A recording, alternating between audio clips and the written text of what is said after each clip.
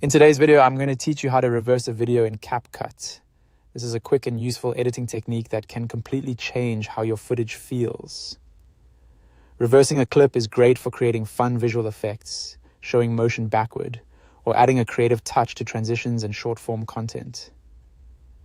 The good news is that CapCut makes this very simple once your project is set up properly. To begin, open your CapCut project. Once you're inside the editor, make sure the video you want to work with has already been imported and added to your timeline. That part is important because the reverse effect is applied directly to a clip in the timeline, not to an empty project. If you only have one video clip in your timeline, CapCut will make this pretty straightforward.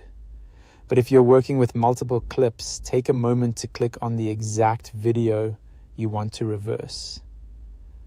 This ensures you're applying the effect to the correct section and not accidentally changing another part of your edit. It's always worth double-checking your selection before moving on. Next, look at the toolbar above the timeline and find the reverse button. Hover over it so you can access the available options. Once the drop-down appears, click reverse. This tells CapCut to process that selected clip and play it backward. After that, you'll see a loader appear in the center of your screen. There will be a progress bar along with a percentage indicator, so you can track how far along the process is. At this stage, all you need to do is wait for it to finish.